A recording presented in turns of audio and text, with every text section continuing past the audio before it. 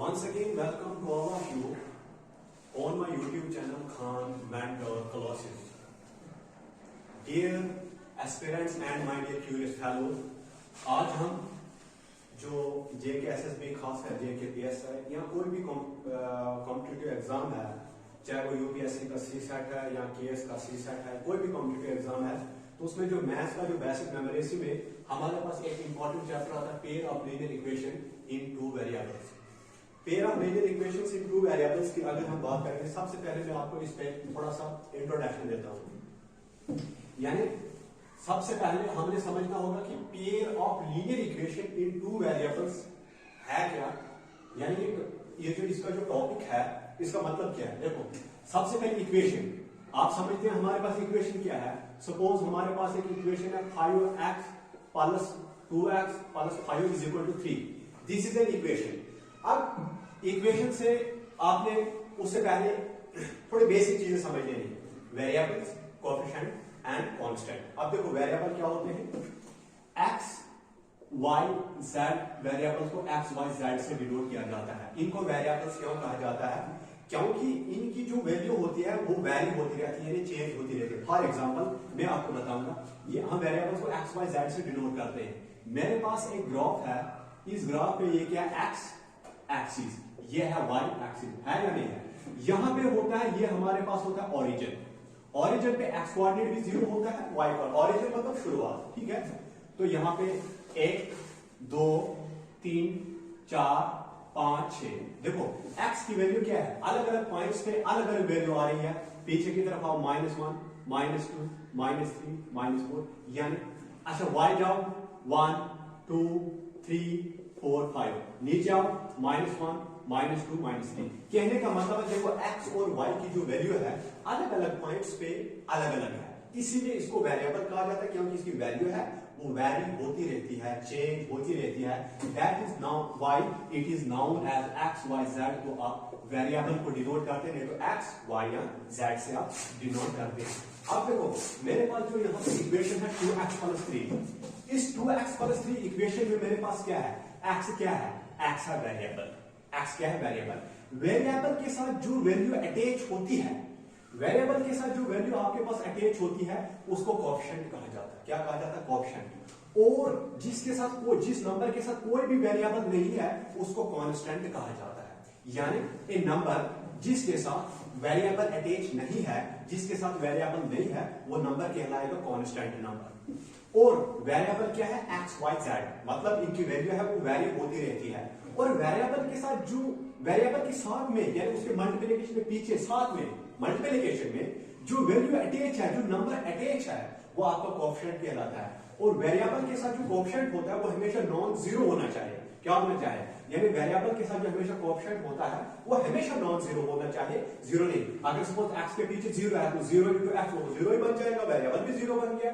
इसका मतलब, कहने का मतलब यह है कि वेरिएबल के साथ जो हमारे पास वैल्यू जो होती है, वेरिएबल के साथ जो नंबर अटैच होता है वो हमेशा नॉन जीरो होना चाहिए, वो 0 के बराबर नहीं होना चाहिए। आई होप यू अंडरस्टैंड कि वेरिएबल क्या होता है, यानी वेरिएबल को, यानी इक्वेशन में अगर आपके पास x y z है तो वो क्या होगा, वेरिएबल होगा।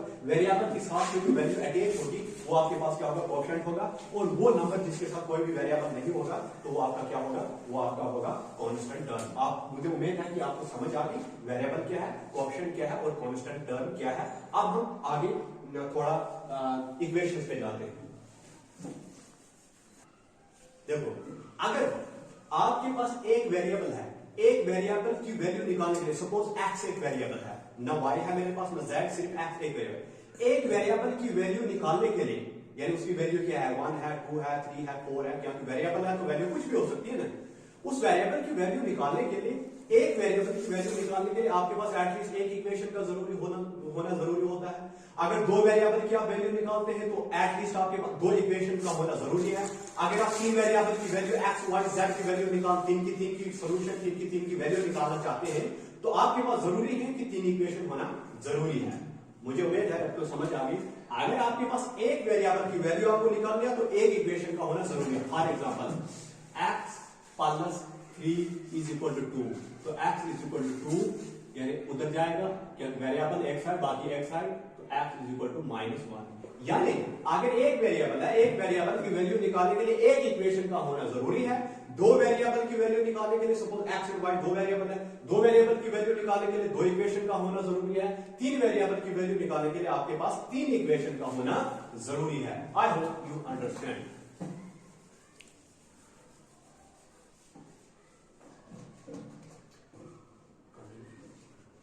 उसके बाद देखो हमारे पास कोई भी अगर इक्वेशन होगी, अब जो वेरिएबल्स हैं हमारे पास इक्वेशन में जो वेरिएबल, हाँ अब हमारे पास है pair of linear equation into variable. तो लीनियर इक्वेशन का मतलब क्या हुआ, यानी वो इक्वेशन जिसमें वेरिएबल की हाईएस्ट डिग्री 1 होगी तो linear equation. For example x + 5 = 2। अब देखो वेरिएबल यहां पे क्या है, x है, तो x की हाईएस्ट डिग्री क्या है, 1 है। अब वेरिएबल की अगर हाईएस्ट डिग्री 1 है तो आपके पास लीनियर इक्वेशन आ गया। अगर वेरिएबल की हाईएस्ट डिग्री सपोज 2 होती तब आपके पास क्वाड्रेटिक इक्वेशन होती, अगर हाईएस्ट डिग्री 3 होती तब आपके पास क्यूबिक इक्वेशन होती। लेकिन हम पढ़ने जा रहे हैं linear pair of linear equation in two variable, यानी हमारे पास जो इक्वेशन होंगी वो वेरिएबल कितने होंगे, दो वेरिएबल x y या y z या x z, दो वेरिएबल हमारे पास होंगे। यानी टॉपिक को मैं समझा रहा हूं कि इस टॉपिक में हमारे पास जो इक्वेशन होगी, इक्वेशन में कितने वेरिएबल्स होंगे, दो वेरिएबल्स होंगे। और इक्वेशन कौन सी होगी, लीनियर इक्वेशन होगी, और लेकिन पेयर में होगी, यानी पेयर में होगी, एक इक्वेशन और दूसरी इक्वेशन होगी। फॉर एग्जांपल मेरे पास है 2x + 3y + 4 = 0, 4x + 6y + 8 = 0। देखो इक्वेशन मेरे पास लीनियर है, क्यों, क्योंकि देखो x और y जो भी वेरिएबल है, वेरिएबल की हाईएस्ट डिग्री 1 है, 2 नहीं है ऊपर, 3 नहीं है ऊपर, ठीक है ना। तो हाईएस्ट डिग्री अगर 1 है तो लीनियर इक्वेशन है। अब 2 वेरिएबल है, क्यों, x और y दो वेरिएबल है, तो इक्वेशन में कितने वेरिएबल है, दो वेरिएबल है। अब इक्वेशन क्या है, 2 वेरिएबल में, तो पेयर ऑफ लीनियर इक्वेशन, ये भी लीनियर इक्वेशन है, ये भी, क्योंकि इसमें भी वेरिएबल की हाईएस्ट डिग्री 1 है, इसमें भी वेरिएबल की हाईएस्ट डिग्री 1 है। और इक्वेशन हमारे पास पेयर्स में है, पेयर मतलब जोड़ा, यानी दो का एक, तो जोड़े में है, तो इक्वेशन का पेयर है, तो इसी को कहा जाता है pair of linear equation in two variable. यानी हमारे पास ऐसी इक्वेशन होंगी जिनमें वेरिएबल दो होंगी और इक्वेशन कौन सी होगी, लीनियर होगी, और इक्वेशन में क्या होगी, पेयरिंग होगी, यानी इक्वेशन नंबर 1 होगी और इक्वेशन नंबर 2 होंगी। अब जो हमारे पास इक्वेशन है, इनकी सॉल्यूशन को निकालने के लिए हमारे पास दो मेथड होता है, एक होता है ग्राफिकल और दूसरा होता है अलजेब्रिक मेथड। अब सबसे पहले मैं आपको समझाता हूं ग्राफिकल मेथड क्या है, ग्राफिकल मेथड से सॉल्यूशन कैसे निकाली जाती है, उसके बाद मैं आपको समझाऊंगा कि अलजेब्रिक मेथड से in pair of linear equation two variable की सॉल्यूशन कैसे निकाली जाती है, जो एग्जाम में पूछा जाता है। सबसे पहले हमारे पास है पहला मेथड ग्राफिकल मेथड, क्या है, ग्राफिकल मेथड। दूसरा मेथड है मेरे पास अलजेब्रिक मेथड। कौन सा मेथड है, अलजेब्रिक मेथड है, METHOD मेथड, ठीक है। अब ग्राफिकल मेथड और अलजेब्रिक मेथड, सबसे पहले हम ग्राफिकल मेथड पे जाएंगे और उसके बाद हम जाएंगे अलजेब्रिक मेथड। ग्राफिकल मेथड में आप इसमें क्या होता है, यानी इक्वेशन के हमें सॉल्यूशन निकालने होते हैं। देखो ग्राफिकल मेथड में इक्वेशन की सॉल्यूशन कैसे निकालते, देखो जब आप इक्वेशन का ग्राफ बनाते हैं, उन दो इक्वेशन है तो दो इक्वेशनों के दो स्ट्रेट लाइंस बनेंगे उस ग्राफ में, यानी ये ग्राफ है। अब इक्वेशनों की जो दो इक्वेशन है तो दो इक्वेशनों की स्ट्रेट लाइंस बनेंगी। अब उन स्ट्रेट लाइंस को कैसे होगी, क्या वो दो स्ट्रेट लाइंस एक दूसरे को मीट करेंगी, या वो स्ट्रेट लाइंस एक दूसरे को कोइंसिडेंट करेंगी, या वो दो स्ट्रेट लाइंस होंगी जो आपस में मिलेंगी नहीं। तो एग्जाम में पूछता है कि देखो इस तरह से आपके पास सपोज आपके पास एक इक्वेशन है 2x + 3y + 4 = 0, 4x + 6y + 8 = 0। यानी आपने बताना है कि इसमें सॉल्यूशन कौन सी सॉल्यूशन होगी, सॉल्यूशन कौन सी होगी, यानी सॉल्यूशन तीन किस्म की होगी। एक होता है यूनिक सॉल्यूशन, ये आ गया आपके पास यूनिक सॉल्यूशन। दूसरी हो गई हमारे पास इनफाइनाइटली मेनी सॉल्यूशन, एग्जाम में यही इधर से क्वेश्चन दी, इनफाइनाइटली मेनी सॉल्यूशंस। और तीसरा हमारे पास होता है नो सॉल्यूशन, क्या होता है, नो सॉल्यूशन। अब देखो ये जो यूनिक सॉल्यूशन है इसके लिए हमारे पास कंडीशन क्या होती है, जब हमारे पास a1 upon a2 is not equal to b1 upon b2। अब देखो, आपको पता है जो हमारे पास pair of linear equation into two variable है, इसकी ग्राफिकल इसकी रिप्रेजेंटेशन इस तरह से होती है, a1x plus b1y plus c1 is equal to 0 और a2x plus b2y plus c2 is equal to 0। Now my dear curious fellows, आप जानते हैं कि x क्या है, वेरिएबल है, तो x के पीछे a1 और a2 क्या है, जो वेरिएबल के साथ वैल्यू जो उसके लिंक में होती है, उसके साथ अटैच होती है, वो आपके पास कोएफिशिएंट होता है। तो b1 और b2 जो है y वेरिएबल के कोएफिशिएंट है, a1 a2 x वेरिएबल के कोएफिशिएंट है, c1 और c2 जो है कांस्टेंट टर्म है। अब देखो a1 इसका x का कोएफिशिएंट, इसका मतलब है a1 आपके पास 2 है, a2 x का कोएफिशिएंट, इसका मतलब a2 आपके पास 4 है। नो b1 यानी y का कोएफिशिएंट, तो b1 यहां पे क्या होगा, आपके पास 3 होगा, b2 y का कोएफिशिएंट आपके पास क्या होगा, 6 होगा, c1 कांस्टेंट क्या है, 4 होगा, c2 कांस्टेंट है आपके पास 8 होगा। अब जरा मैं देखता हूं कि इक्वेशन का सॉल्यूशन क्या होगा, क्या ये यूनिक सॉल्यूशन होगा, क्या ये इनफाइनाइटली मेनी सॉल्यूशन होगा या नो सॉल्यूशन होगा। देखो, सबसे पहले करो कंपेयर इसको, यानी ये हमारे पास कंपेयर इस तरह से करना, कोएफिशिएंट्स को कंपेयर करना और फिर जरूरत पड़े तो कांस्टेंट टर्म को भी कंपेयर करना। जैसे a1 upon a2 is equal to b1 upon, जो अनइक्वल होगा तो फिर हम अनइक्वल के साइन लगा देंगे, is equal to c1 upon c2। अब देखो a1 अपॉन a2, a1 क्या है, a1 है आपके पास x का कोएफिशिएंट, तो वो क्या है, 2 है, डिवाइड में a2 क्या है आपके पास, इस x का कोएफिशिएंट, वो क्या है आपके पास 4 है, is equal to b1 upon b2, b1 आपके पास क्या है, इस y का कोएफिशिएंट, वो क्या है आपके पास 3 है, डिवाइड बाय b2 आपके पास क्या है, b2 आपके पास क्या है 6 है, b2 आपके पास क्या है 6 है, is equal to c1 upon c2, c1 आपके पास क्या है 4 है, डिवाइड बाय c2 आपके पास है दूसरी कांस्टेंट, वो 8 है। अब बताओ ये बराबर है ना, देखो 1 दूना 2 दूने 4, 1 क्या किया 2 क्या 6, 1 चौका 4 से 8, तो ये सभी क्या है, बराबर है। इसका मतलब है a1 upon a2 is equal to b1 upon b2 is equal to c1 upon c2। अगर ये कंडीशन होगा तो हमारे पास सॉल्यूशन क्या होगी, इनफाइनाइटली मेनी सॉल्यूशन। क्या होगी, इनफाइनाइटली मेनी सॉल्यूशन। अब आप बताएंगे इनफाइनाइटली मेनी सॉल्यूशन होता क्या है। इनफाइनाइटली मेनी सॉल्यूशन का मतलब ये हुआ कि जब आप ग्राफिकल रिप्रेजेंटेशन करोगे दोनों इक्वेशन की, तो वो ग्राफिकल रिप्रेजेंटेशन इस लाइन की भी, उस ग्राफ में इस इक्वेशन की भी लाइन बनेगी, स्ट्रेट लाइन बनेगी, इस इक्वेशन की भी स्ट्रेट लाइन बनेगी, और वो दोनों स्ट्रेट लाइन जो होंगी, जो पहली वाली होगी दूसरी वाली भी कुछ इस तरह से इसके ऊपर से गुजरेगी, इसके ऊपर से गुजरेगी।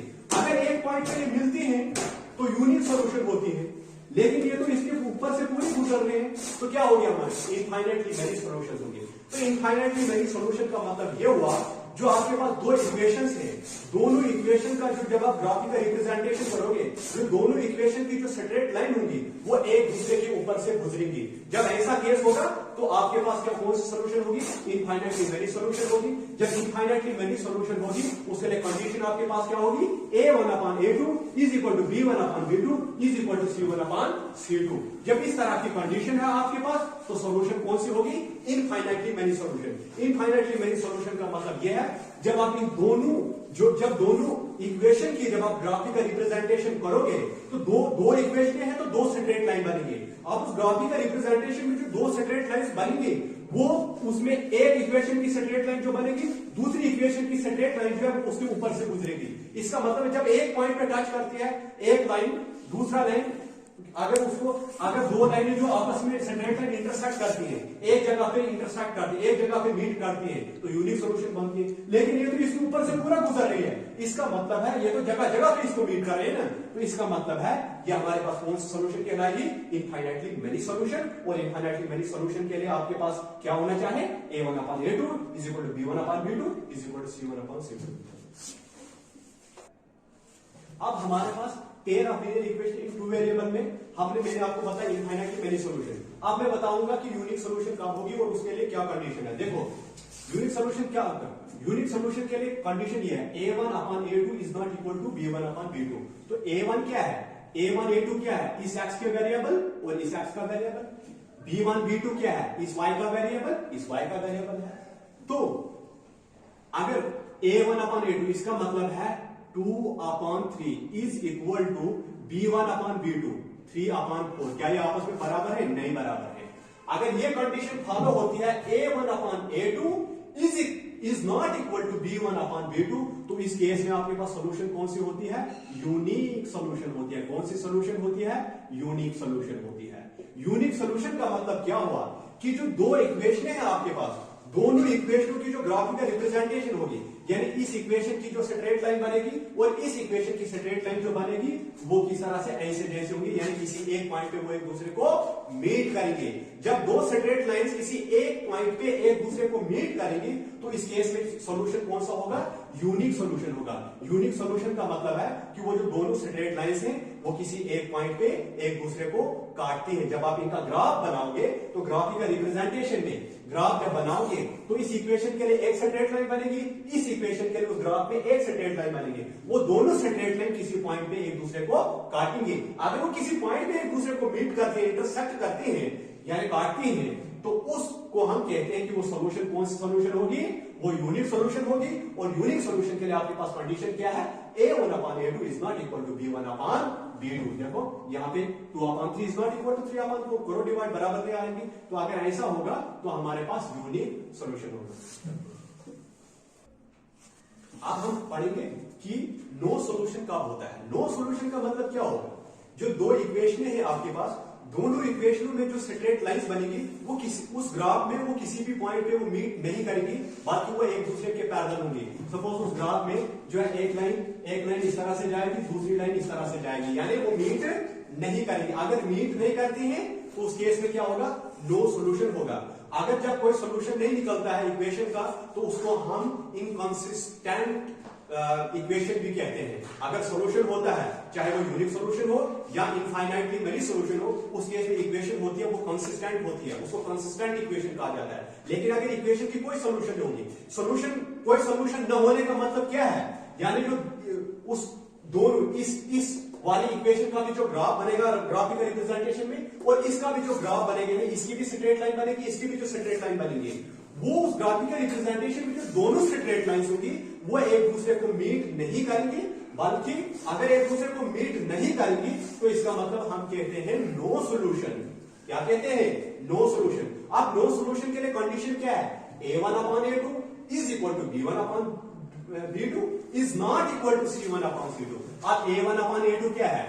यानी A1 A2 आपके पास है x के variables is equal to B1 upon B2 क्या है?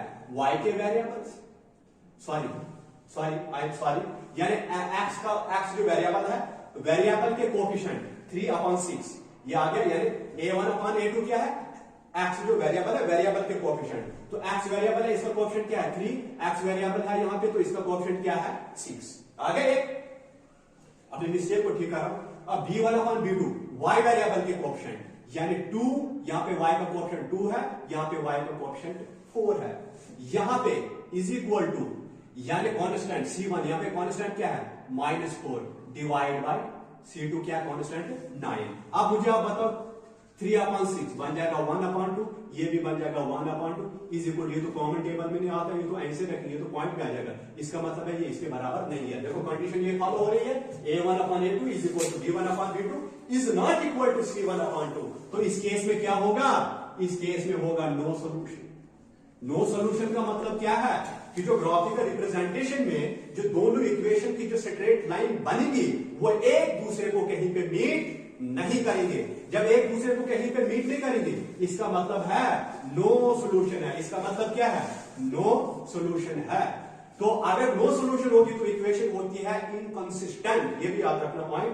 अगर सॉल्यूशन होती है, चाहे वो यूनिक सॉल्यूशन हो या इनफाइनाइटली मेनी सॉल्यूशन हो, उस केस में इक्वेशन होती है कंसिस्टेंट। तो मैंने आपको तीनों चीजें बता दी कि अगर आपके पास पेयर ऑफ लीनियर इक्वेशन की 2 वेरिएबल है तो सॉल्यूशन कब कौन सी होगी, यूनिक सॉल्यूशन कब होगी, आपके पास इनफाइनाइटली मेनी सॉल्यूशन कब होगी और नो सॉल्यूशन कब होगी। अब हम आगे जाएंगे अलजेब्रिक मेथड पे। अलजेब्रिक मेथड में हम वेरिएबल की सॉल्यूशन जो है यानी कैसे निकालते हैं वो पढ़ेंगे। अभी हमने पढ़ा कि जो हमारे पास ग्राफिकल मेथड जो होता है यानी सोल्यूशन निकालने का, यानी इक्वेशन का जब हम सोल्यूशन निकालते हैं तो ग्राफिकल मेथड से निकाला। तो कैसे निकाला हमने? अब अलजेब्रिक मेथड से हम जो सोल्यूशन निकालते हैं वेरिएबल्स की, यानी एक्स और वाई का हम सोल्यूशन निकालते हैं, यानी कोई भी वेरिएबल। अब हम पढ़ रहे pair of linear equation two variable. कुदरती बात है हमारे पास दो वेरिएबल होंगे एक्स और वाई, है ना। तो पेयर इक्वेशन का पेयर होगा, ये या आ गया पेयर में इक्वेशन है। अब अलजेब्रिक मेथड में हम जो सॉल्यूशन निकालते हैं, किसकी सॉल्यूशन? वेरिएबल्स की सॉल्यूशन, यानी एक्स और वाई की। अब हमारे पास अलजेब्रिक मेथड में तीन किस्म की मेथड्स होते हैं जिनकी वजह से हम क्या करते हैं, pair of linear equation in two variable, यानी इन इक्वेशंस के हम जो है सॉल्यूशन निकालते हैं, वेरिएबल यानी एक्स और वाई की सॉल्यूशन निकालते हैं। तो चलो हमारे पास पहला मेथड है सब्स्टिट्यूशन मेथड। मैं आपको सिखा दूंगा कि सब्स्टिट्यूशन मेथड से वेरिएबल की वैल्यू कैसे निकाली जाती है। सबसे पहले आपने क्या करना होगा, देखो आपके पास दो इक्वेशन है, इक्वेशन नंबर 1 और इक्वेशन नंबर 2। तो सबसे पहले दो में से कोई एक इक्वेशन उठाओ। सपोज मैं उठाता हूं पहली वाली इक्वेशन। पहली वाली इक्वेशन क्या है? x plus y is equal to 16। अब इस इक्वेशन में क्या करो, अब x निकालो, क्या करो, x निकालो, तो बाकी हो जाएंगे साइड में। 16 ऑलरेडी उस साइड था तो y उस साइड चले जाएगा, प्लस में था माइनस में जाएगा, यानी पहला स्टेप सब्स्टिट्यूशन मेथड का। दो इक्वेशन में से एक इक्वेशन को उठाओ और उसकी x की वैल्यू निकाल दो, तो x की वैल्यू क्या आ जाएगी? 16 माइनस वाई। पहली इक्वेशन मैंने उठाई थी, अब पहली इक्वेशन से जो मैंने x की वैल्यू निकाली थी वो अब दूसरी इक्वेशन में डाल दो। अब दूसरी इक्वेशन क्या है? x माइनस वाई, है ना। तो x की जगह क्या मैं लिखूंगा? 16 माइनस वाई, क्योंकि x मैंने लिया 16 वाई माइनस वाई, तो 16 माइनस वाई। x की जगह मैंने क्या लिखा? 16 माइनस वाई, क्योंकि x निकाला था मैंने 16 माइनस वाई, तो माइनस वाई तो 16 minus y minus 2y is equal to 4, तो minus 2y is equal to 4 minus 16, ठीक है। Minus 2y is equal to, यानी देखो ये आ गया आपके पास माइनस 12 4 होता है ना 16, ठीक है ना। तो y is equal to minus 12 divide by minus 2, यानी माइनस माइनस कैंसिल, तो y आ जाएगा मेरे पास 6। अब इसी y को उठाओ तो किसी भी इक्वेशन में डाल दो, पहली में डालो या दूसरी में, तो डालो इस y को पहली वाली इक्वेशन में। तो पहली वाली इक्वेशन क्या है? x को लिखो ऐसे प्लस y क्या निकला? 6, तो मैंने लिखा 6 इज इक्वल टू 16, तो x क्या निकल गया? 16 माइनस 6, x निकल गया मेरे पास 10। तो इसका मतलब है x की वैल्यू क्या आ गया? 10, और y की वैल्यू मेरे पास 6। तो इस तरह से मैंने वेरिएबल की वैल्यू निकाली, किस मेथड से? Substitution method. अब मैं दूसरा मेथड आपको सिखाने वाला हूं।